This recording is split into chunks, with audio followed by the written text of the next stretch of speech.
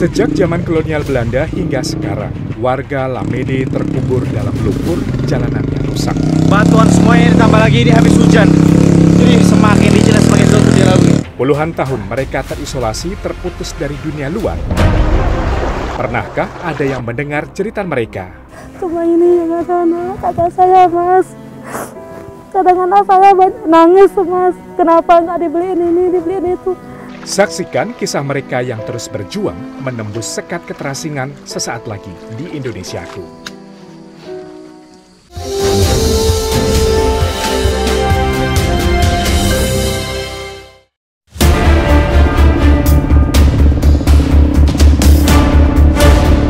Menurut data Badan Pusat Statistik tahun 2023, Indonesia memiliki 83.971 desa. Namun, masih banyak desa terpencil yang belum merasakan kesejahteraan. Ketimpangan pembangunan membuat warga dusun Lamede hidup terisolasi dengan dunia luar.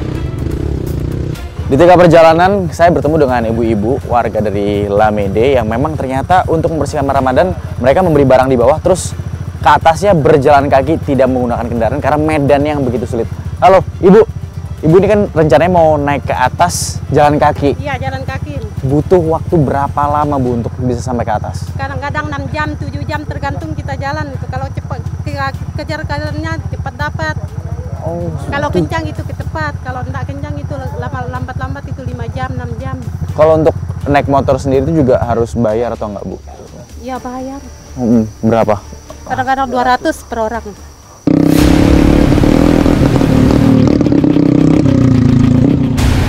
Inilah potret warga dusun Lamede, dusun terpencil yang terisolasi akibat jalan yang rusak parah.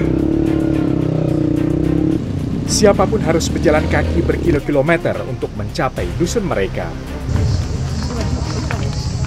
Bisa dilihat di sini tuh jalanannya berupa patahan dari air, ya, dan bisa dibayangkan betapa bahayanya warga-warga di sini untuk melakukan aktivitas, betapa sulitnya untuk bisa mencari rezeki atau mungkin melakukan aktivitas biasa.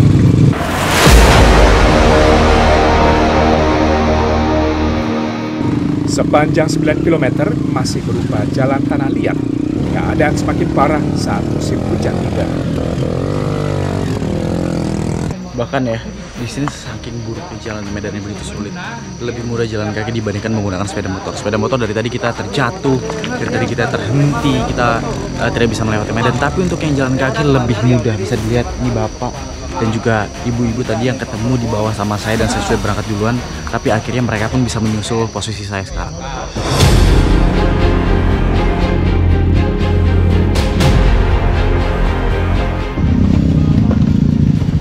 Pak, bantu Pak. Jalan itu benar-benar kayak batuan dan tidak rata, banyak pecahan-pecahan di tengah jalan ya. Jadi karena batuan yang rata nih, motor pun ya ini harus dibantu untuk didorong. Duh, susah sekali dan berat sekali medannya. Ya Pak.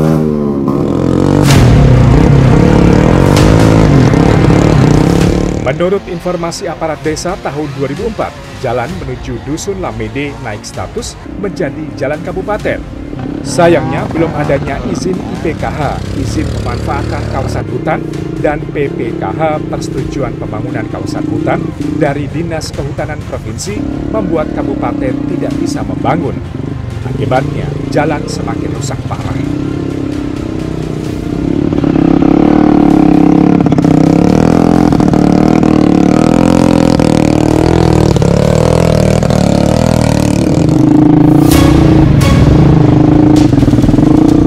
Tarif ojek keluar masuk dusun Lamede bisa mencapai 2 kali lipat dibandingkan harga normal. Para pengojek mengaku terpaksa menaikkan tarif karena kondisi jalan yang membuat biaya perawatan kendaraan mereka semakin mahal. Saya pun harus naik ini bersama dengan ibu-ibu di sini. Kita turun dari sepeda motor termasuk kru, ya. Ini juga harus turun dari sepeda motor karena nggak memungkinkan buat kita naik sepeda motor naik berdua melewati medan yang ini. Sangat tinggi, curam dan juga licin dari batuan.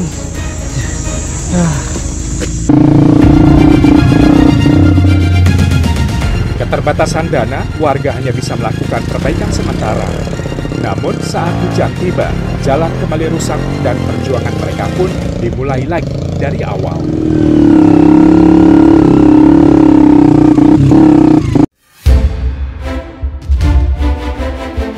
Terletak di ujung timur Kecamatan Alas, Dusun Lamede memiliki penduduk kurang lebih 700 jiwa.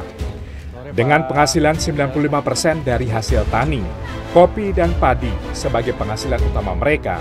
Penghasilannya pun sekitar Rp500.000 per bulan. Di saat kopi dan juga padi tidak bisa dipanen, warga di sini akan mencari penghasilan lain melalui pakis yang bisa dijual oleh warga yang ada di sini. Bu, boleh tunjukkan tempat untuk kita ambil pakisnya di mana? Ya, nanti kalau ada di Berang Pelempat itu. Oh, langsung ke sana ya, Bu ya? Siti dan para ibu lainnya hidup dari hasil panen. Namun saat panen belum tiba, mereka harus mencari cara lain untuk memenuhi kebutuhan keluarga. Mereka berjalan jauh mencari lahan-lahan kosong yang ditumbuhi pakis untuk dijual ke pasar. Nah, mencari pakis atau mengambil pakis memang gampang. Tapi untuk ke tempat kita memetik pakisnya, ini ternyata memang banyak hal rintangannya. Banyak semak belukar yang di dalam kita nggak tahu apakah ada ular. Kalau kata ibu-ibu di sini memang ada ular juga. Dan kita harus melewati sungai di bawah.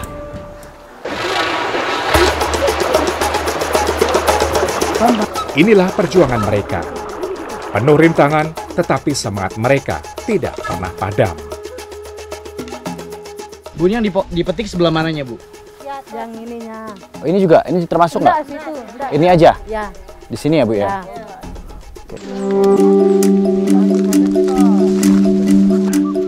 Pakis sayur merupakan tumbuhan paku-pakuan yang hidup di daerah tropis dan subtropis benua Asia. Daun mudanya banyak dikonsumsi masyarakat Indonesia.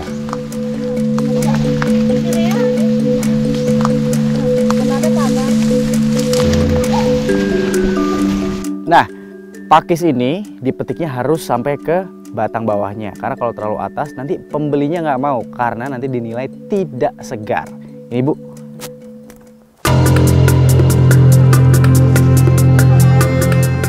Pakis sayur atau ada yang menyebut pakis tancung banyak tumbuh di dekat sumber air seperti sungai, alur, rawa-rawa, bahkan daerah lembab.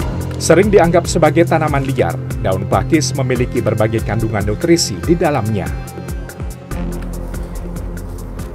Bu, ini juga pakis ya, Bu? Bukan, ini bukan pakis ini. Oh, bukan. Ya, Oh, nggak bisa dimakan, Bu? nggak bisa. Oke. Oh, ini ternyata beda ya? Ya, beda itu, Mas. Jadi ternyata nggak semua pakis itu bisa dimakan seperti ini. Pakis apa, Bu, namanya? Ini pakis namanya pakis beracun. Pakis beracun. Ya. Oh, jadi bentuknya juga berbeda ya, Bu ya? Berbeda. Dari bunganya juga beda. Ini ada banyak tangkai-tangkainya, sedangkan yang ini cuma satu dan sama daun-daun aja nih Ya. di atasnya. Ya. Dia gitu seperti itu. Setelah tunas muda dipetik, Siti harus bersabar, menunggu 3 hari sampai pucuk pakis akan tumbuh tunas baru sebelum akhirnya dipetik kembali. Tidak ada penghasilan tetap, tidak ada penghasilan pasti. Namun bagi Siti, pakis menjadi sandaran terakhir untuk bertahan hidup. Kalau saya itu pulang, pernah ada anak bilang, apa yang dibeliin, Mas? Katanya, cuma ini yang ada, anak. Kata saya, Mas. Kadang-kadang saya nangis, Mas. Kenapa nggak dibeliin ini, dibeliin itu? Pak Mama nggak ada uang, Mas. Kata saya. Kadang nggak ada uang, Mas. Sedih.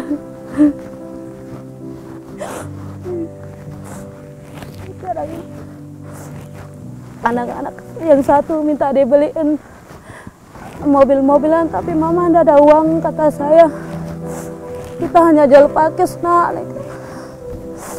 Kalau saya turun dok naik bawa pakis atau rebung kadang duren, Mas, itu pun kita ngutang dulu sama yang punya rebung itu sama yang punya duren itu, Mas. Kalau pulangnya kita bayar, kadang modalnya tidak dapat, Mas. Saya jalan pagi dari Lamede ini dapat galas, Mas. Kadang nggak ada yang beli, Mas. Kalau nggak ada yang mau beli, kita masak sendiri, Mas, untuk keluarga di Alas itu, Mas. Di balik hidup dalam kemiskinan, Siti tidak pernah menyerah. Ia harus terus berjuang agar tetap dapat penghasilan untuk memenuhi kebutuhan perut keluarga. Sebelum pakis itu dijual, biasanya akan diikat seperti ini. Nah, kalau di sini 7 ikat seperti ini pakis hanya dihargai Rp5.000. Namun biasanya ibu-ibu di sini juga membawa pakis ini untuk dijual ke alas dengan per ikatnya bisa mencapai Rp2.000. Bayangkan, seandainya jalanan lebih baik, jalanan bagus, pasti setiap hari ibu bisa pergi ke alas untuk menjual ini dengan harga yang lebih tinggi dan perekonomiannya pun akan lebih baik lagi. Mencari pakis dari pagi hingga sore, Siti paling banyak mendapatkan 30 ikat. Artinya Rp20.000 jika dijual ke tetangga dan Rp60.000 jika dijual ke pasar alas. Namun penghasilan ini tidak setiap hari ia peroleh.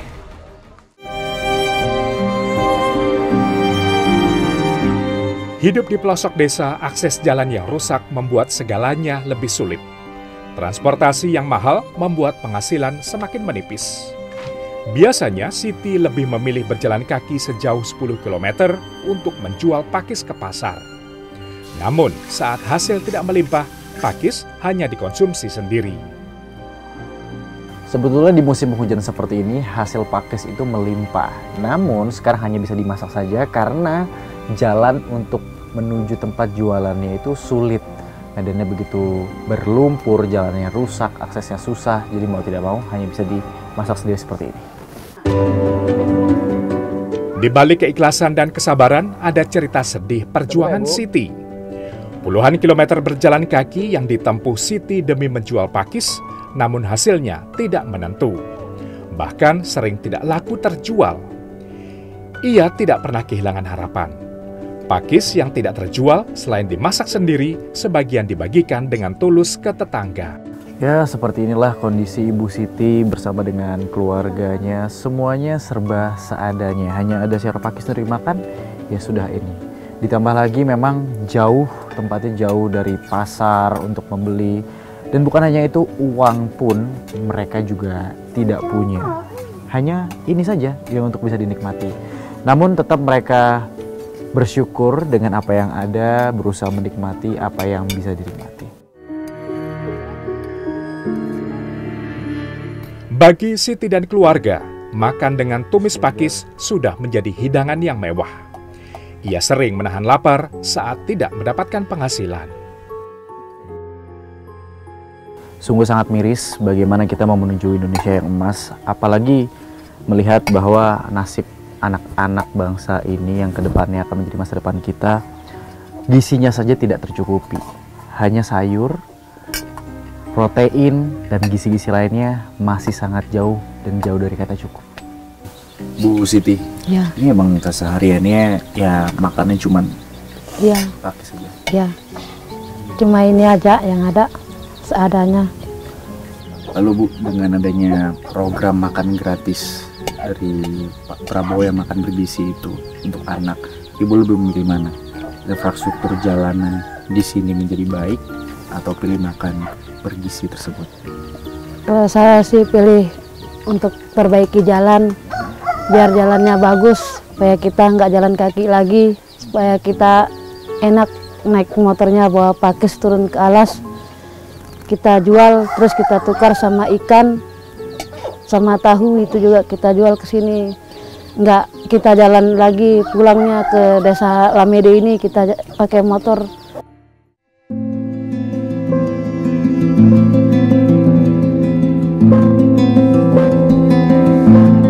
Tidak hanya bergulat dengan kemiskinan, warga Dusun Lamede juga berharap mendapatkan hak yang sama seperti warga lain.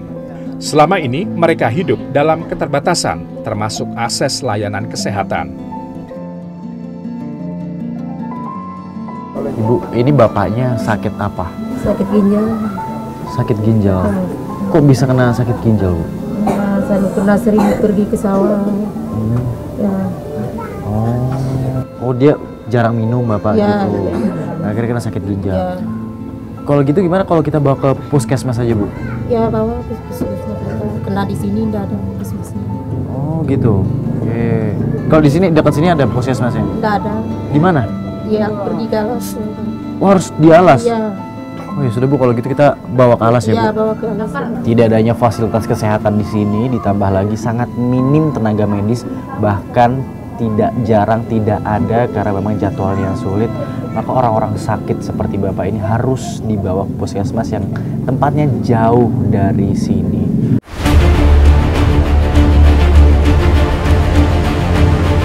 Akses jalan yang rusak berat, mereka tidak memiliki pilihan lain selain menandu pasien, berjalan kaki menuju puskesmas di kota Kecamatan Alas yang berjarak 11 km. Menurut informasi warga, dari tahun 2000 hingga saat ini, belasan pasien harus ditandu. Bahkan ada pasien yang meninggal di tengah perjalanan menuju puskesmas. Mengangkat orang sakit menggunakan tandu seperti ini sangat berat. Pertama, tandunya dibuat dari alat sederhana yang alat darurat saja. Ditambah lagi treknya sangat sulit dilalui. Lalu juga kontur jelas terlihat licin, berlumpur, kaki saja sudah sangat sulit untuk menapak. Jalan yang rusak, berlumpur saat hujan, dan berbatu saat kemarau menjadi penghalang utama. Kendaraan roda 2 pun sulit untuk melintas, apalagi ambulans. Menandu orang yang sakit di sini sangatlah berat. Bukan hanya karena jaraknya jauh sekali, bisa sampai 11 km dan ini ditempuh kurang lebih sampai dengan 7 jam. Bayangkan betapa kesulitnya, betapa sedihnya warga yang ada di sini di saat mereka mengalami sakit.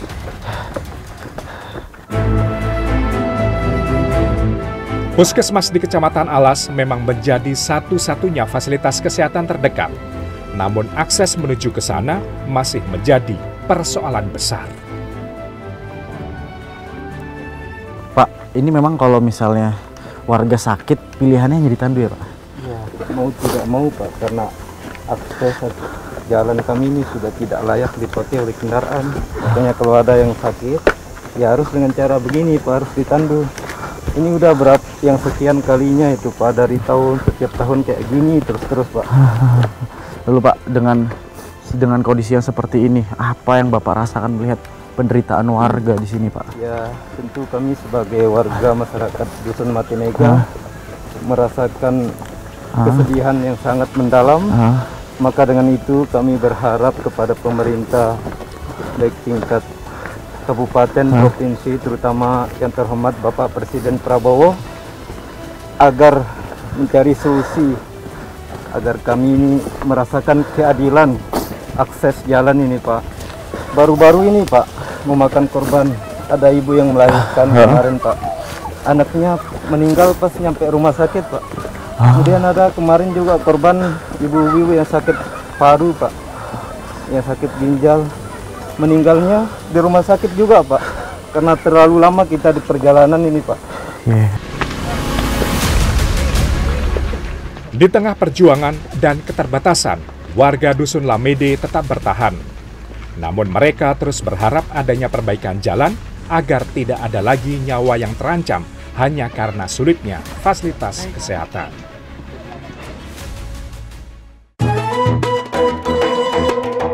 Saat ini saya sedang ingin melakukan, ini adalah tradisi mangan roa bersama warga yang ada di sini.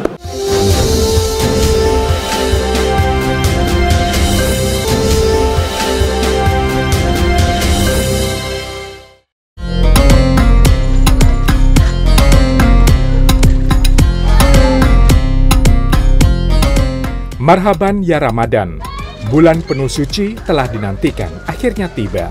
Suasana haru dan bahagia menyelimuti hati setiap umat muslim. Meski tinggal di daerah terpencil dan terisolir, warga Lamede menyambut bulan yang penuh berkah ini dengan antusias.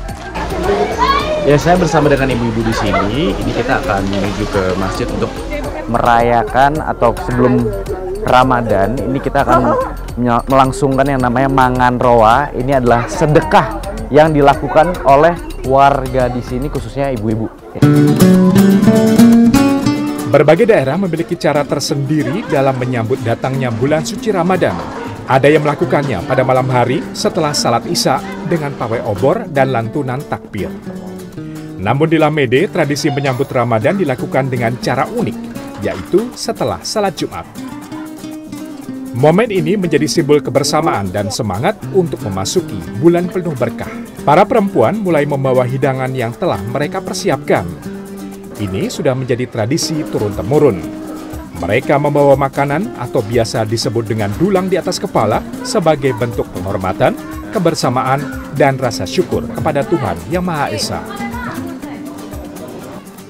Tradisi ini memiliki aturan yang unik. Para perempuan hanya mengantarkan makanan ke masjid, namun mereka tidak ikut makan. Hidangan yang mereka siapkan hanya untuk kaum laki-laki yang berkumpul di dalam masjid setelah salat Jumat. Yang lebih menarik, makanan ini tidak boleh disantap oleh keluarga sendiri. Agar tidak tertukar, setiap keluarga memberi tanda berbeda pada tutup hidangan. Lalu, makanan dibagikan secara acak kepada warga lain. Saat ini saya sedang ingin melakukan, ini adalah tradisi mangan roa bersama warga yang ada di sini. Kita sudah mendapatkan makannya masing-masing. Mas, tapi gini, mangan roa ini sendiri, ini sebetulnya apa sih? Setiap tahun masa tujuannya untuk merayakan atau menyambut bulan puasa Ramadan. Sebagai wujud syukur lah. Sebagai wujud syukur warga di sini. Iya, betul. Tradisi mangan roa ini bukan sekadar berbagi makanan, tetapi sebagai bentuk keikhlasan, kebersamaan, bahkan penghormatan dalam menyambut bulan suci Ramadan. Semangat berbagi dan nilai gotong royong dalam tradisi ini semakin mempererat silaturahmi warga Lamede.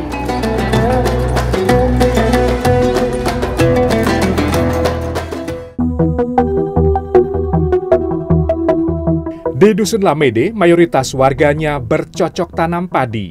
Namun saat musim panen belum tiba, beberapa warga menanam durian sebagai penghasilan tambahan. Ini memang jalannya seperti ini, kita harus melewati sungai.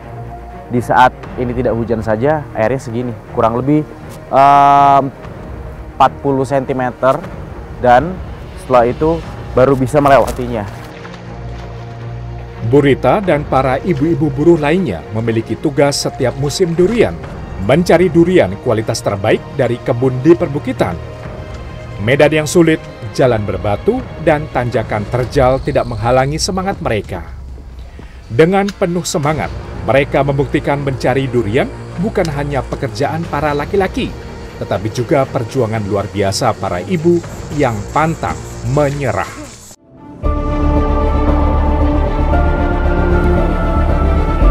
Setelah berjalan sekitar 1,5 jam, akhirnya kami tiba di kebun durian. Bau durian yang segar sudah mulai tercium.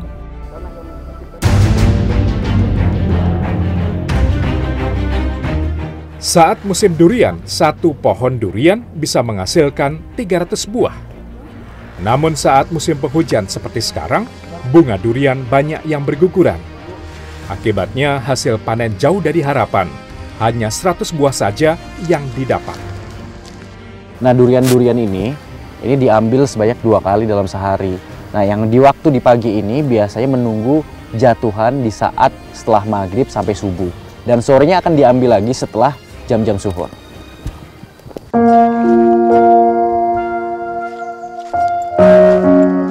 Tidak semua durian yang jatuh kondisinya bagus. Kerap kali rusak akibat terbentur dahan dan durian lain. Di balik harum durian yang menggoda, ada peluh dan perjuangan. Rita dan para ibu buruh durian bekerja tanpa lelah.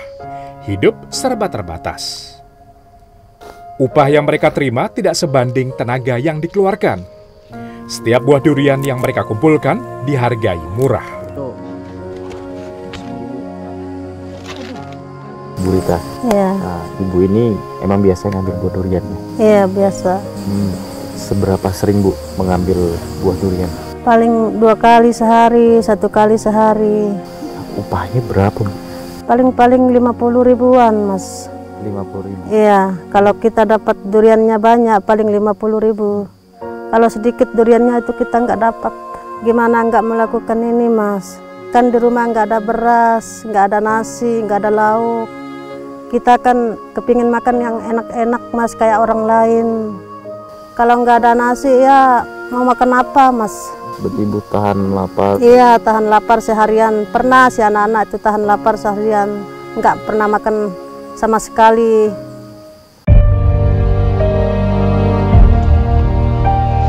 Harga 5 buah durian di pengepul lokal dipatok Rp100.000. Padahal jika dibawa ke Kota Alas bisa mencapai Rp200.000. Ongkos transportasi yang mahal sering membuat para petani tidak mendapatkan keuntungan. Pulang ya, Bu? Ya.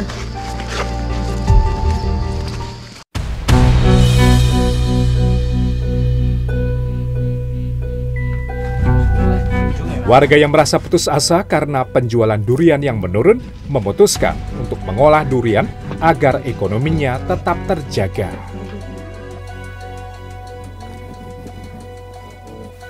Saat hasil panen durian ini tidak berlimpah, maka untuk dibawa atau dijual ke bawah itu sangat tidak menguntungkan karena biaya untuk kirimnya yang sangat mahal karena kondisi jalanan yang memang sangat sulit untuk dilalui. Maka dari itu warga di sini manfaatkannya untuk dibuat takjil, khususnya di bulan Ramadan seperti ini, seperti yang diolah Ibu. Setelah semua bahan siap, pertama-tama santan dimasukkan wajan. Santan yang dibuat harus kental agar rasanya lebih gurih. Berikutnya campur dengan irisan gula merah. Setelah gula dan juga santan yang mengental, sekarang waktunya untuk memasukkan buah duriannya.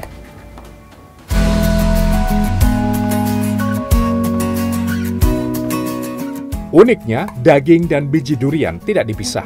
Aduk-aduk terus sampai daging durian meleleh dan terlepas dari biji. Nah, yang terakhir, campur dengan ketan yang sudah dimasak sebelumnya. Aduk-aduk kembali sampai merata. Setelah mengental, dampo durian dimasukkan dalam cetakan yang sudah disiapkan. Ibu Rita, ini memang buah-buah durian yang memang belum dijual, ini akan dibuat dampo seperti ini. Iya. Terus apa namanya, biasanya untuk membuat dampo ini akan dikasih ke siapa aja, Bu? Ya, kadang-kadang ke tetangga, kadang-kadang ke orang teman-teman kita itu. Ya, kita nggak merasa merdeka sih. Kita berharap itu ke pemerintah diperbaiki jalannya. Kita kan susah di sini, Mas. Mau jual durian kayak gini itu susah. Kan jalannya rusak. Terus motor kita kan nggak ada. Jadi kita susah buat jualan ke Alas. Dijual di sini ya sedikit. Lakunya itu gimana ya, Mas? Terkadang-kadang kita itu kalau nggak laku itu kasih tetangga, tapi kita kan ini sedih, nggak dapat apa-apa, uang nggak dapat, beras nggak dapat gitu. Yang jelas kalau upaya-upaya preventif dari kami tetap kita mengedepankan yang namanya gotong royong dan swadaya. Karena dana desa itu sebenarnya tidak bisa peruntukannya untuk jalan Lamede ini, karena jalan Lamede ini kewenangannya kabupaten. Jadi tidak bisa kita sentuh dengan dana desa. Di mana keberpihakan pemerintah itu yang paling kami tunggulah, terutama pemerintah kabupaten, provinsi, bahkan pusat gitu. Harapan kita mudah-mudahanlah kesulitan masyarakat ini cepat terselesaikan, mulai dari infrastruktur jalan, mulai dari tenaga medis yang belum begitu maksimal untuk melayani aspek kesehatan, dan mudah-mudahan kalau aspek infrastruktur ini sudah terpenuhi, maka dengan sendiri yang lain-lainnya itu mengikuti, Mas.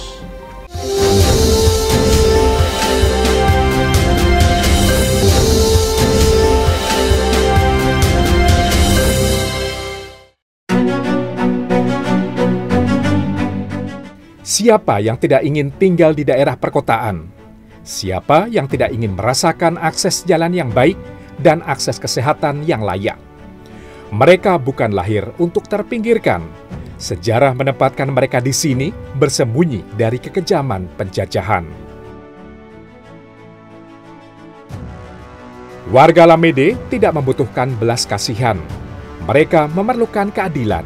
Mereka membutuhkan hak yang sudah terlalu lama dirampas.